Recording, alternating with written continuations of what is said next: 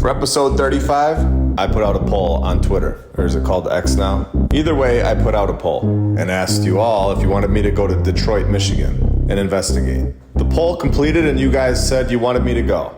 The second oldest continuously operating Roman Catholic parish in the United States of America. Which is weird because we're told that we moved from the East Coast to the West Coast. Oh, and it was built in just 1 year. Welcome to episode 35 of my lunch break. I hope you're all having a great day, and if you're new, welcome.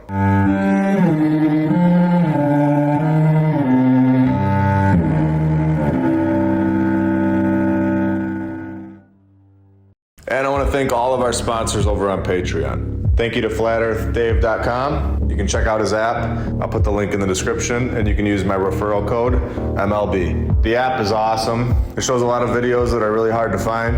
They've got them all in great playlists. He also has my lunch break on the homeschool section of the app, which is really cool. Thank you for that. Thank you to Maddie Kevs, Rebecca K, The Lady Lacey Show, Michael Hastings, Jason Brunson, Millicent, Christopher Arietta, Don Gaston, and Victor Perez. You guys are all awesome and helping this channel out a lot. And for $19.99 a month, you can also be a sponsor of this channel. I'll put that link right in the description below.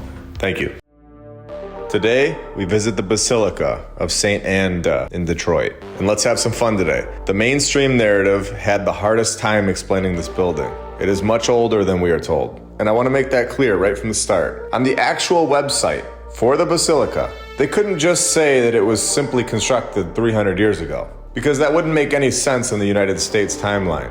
So, here we go, and I quote, "On July 24th, 1701, 25 canoes glided to a stop at the foot of a high bluff." Before I continue, I want to make this clear. 1701 may have been the original construction date of this building, and it may have been older than that. And this is not including updates to the building and additions. And they needed to explain it away with a canoe gliding nonsense story.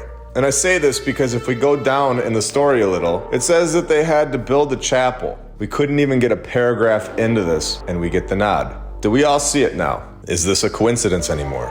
Or did we find the key? I believe that we have cracked their code to understanding their symbolism of these buildings. Here we go, and I quote, "The earliest records were destroyed in a fire, but a new registry has been maintained since 1704. So we definitely have something incredible going on here in this narrative. Let's go to the second paragraph where they tell us that this is the 8th structure on this site.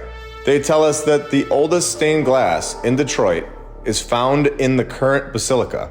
Well, of course it is. This thing is hundreds of years old. And would you be shocked if I said thousands?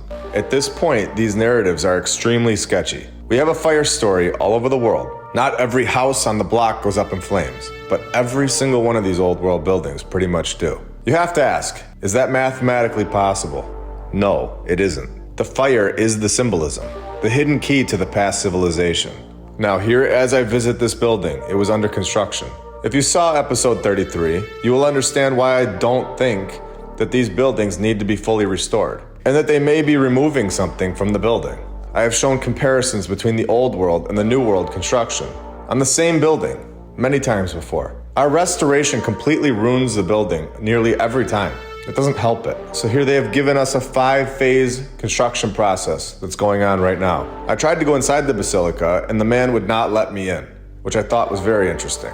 Now, right outside, I couldn't believe my eyes. I looked down, and our ridiculous construction is crumbling away, of course, and exposing the ancient hidden brick roads. And what is this? Do we have a play on words? Of course we do. An admission that this building is older than 300 years old. When they tell us that it has gone through many changes in its 300 plus years. 300 plus years? Yeah, plus 1,000 years. There hasn't been any changes to this building. We currently do not construct things that last forever. If we made a change to this basilica, that changed part would have fallen apart by now. When we read the narrative, look very closely which words are being used. For whatever reason, they cannot lie to us. They have to tell us in one way or another. And right here, they do exactly that. The Basilica of St. Anne, Detroit, was founded in 1701. It was founded. I'm gonna get very technical right now and prove that there is most likely more building underground.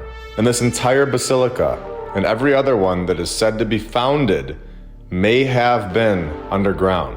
The legal definition for the word founded is based upon arising from, growing out of, or resting upon. Now, it does not say constructed. It does not say built. This is a legal term. The word arise, meaning emerge. The term growing out of or resting upon. These are all legal examples of the word founded. So in legal terms, this building was doing either one of the three in 1701. Emerging from the dirt, growing out of the dirt, or just resting there. Legally, this building was not built or constructed in 1701. It was founded. Our houses are not founded. Our houses were constructed. I will be referring back to this episode in the future when we find another founded building. The fire swept through the settlement. And not only did it supposedly wipe out the church, but also several other buildings. How many buildings did they build in 2 years from 1701 to 1703? What is going on here? Just showing up here in a canoe. And 2 years later, they just constructed an entire town? I mean, that isn't even close to logical thinking. If this was true, then we have devolved horribly. I would love to just show up in a canoe to an empty piece of land with no known construction training, with a party of 50 people, 50 soldiers and 2 priests, and construct a whole town in 2 years. Where the heck did this material come from? You can't tell me they got the stone there by train. The first train in Michigan didn't come around for another 132 years. The first one in Detroit was in 1838, so 137 years in this location. Did they canoe the stone there from a mysterious land? How fast were these canoes? Basically, they had to knock out a whole town in 2 years.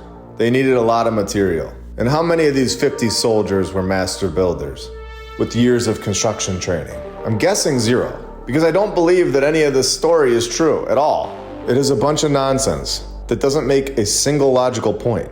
And they give us a fire story. Just look at the front of this basilica. This was constructed in a single year. Yeah, right. Let's go even deeper. Apparently, this church has a sister church, Our Lady of the Assumption in Windsor, Canada, which is about 5,000 feet away. And just as we talked about, how the one in Detroit is the oldest one in Michigan. Here we have the oldest continuous parish in all of Canada, located 5,000 feet away from each other. In my opinion, these were built together, and for a very important meaning. And according to the narrative, this one needed to be built and rebuilt 4 times before they figured it out. So they tell us, for this one, they got some land in 1782. 3 to 4 years later, in the 1700s, this thing is done. 3 years to construct something that lasts forever in the 1700s? This is insane. So a totally separate group sets up a camp right around the corner. And what do you know? They are also master builders as well in the 1700s. Give me a break. My crew and I, we went and walked around Detroit even more to see what else was going on. We have the Cathedral of the Most Blessed Sacrament, which is now closed. Now, right in the middle of Detroit's NBA stadium, NFL stadium, and MLB stadium, and more impressive than all 3 combined, we have this, the St. John's Episcopal Church. And in 1859, it was just too small, of course. So they had to quickly construct this one in 2 years. Simple. Now, remember, Detroit, Michigan is freezing in the winters.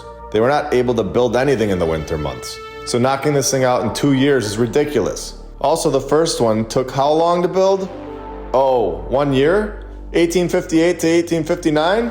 Yeah, why not? Amazing. Clearly, this was here before, and this was the cover-up story. Now, all over Detroit, we have buildings. They have cinder blocks covering the original windows. In my opinion, this is because they most likely had stained glass windows that our civilization has no idea how to fix or maintain. They got rid of them and just put cinder blocks there instead. These windows were perfectly aligned and would have looked incredible. Take a look at this building. Go ahead and share your ideas on this one in the comments below. We have a building underneath this brick. It is clearly hiding something. The original windows barely align with the new brick. So strange. And what is underneath could be even more mind-blowing. Hidden by this brick. I had a lot of fun in Detroit and still can't believe they covered up the brick road with our current road. Totally reinforcing what we were talking about here. Attempting to hide the past civilization, but unable to keep it down fully. The past civilization simply built with perfection and will last forever, waiting for us to discover it. And now that we have open eyes, we can see the hidden brick of the past. And we now understand that there is much, much more below our feet that we just can't see yet. Don't forget that there are a bunch of brand new t-shirts. You can find that right below this video. Every purchase really helps support the channel. and goes towards more boots on the ground work. Liking this video and commenting helps to share this video with new people, as well as when you subscribe to the channel. I couldn't be more thankful for all the support you guys give. Our Twitter account is up and running, and we are over on Rumble as well. Both of those links will be in the description below. If you have anything to add, or any thoughts on the video, or have any ideas for future videos, just put that in the comments below. Thank you all for your support, and I hope you all have a great day. I will be back very soon with much more. See ya. Don't trust what you see. Don't listen to your senses.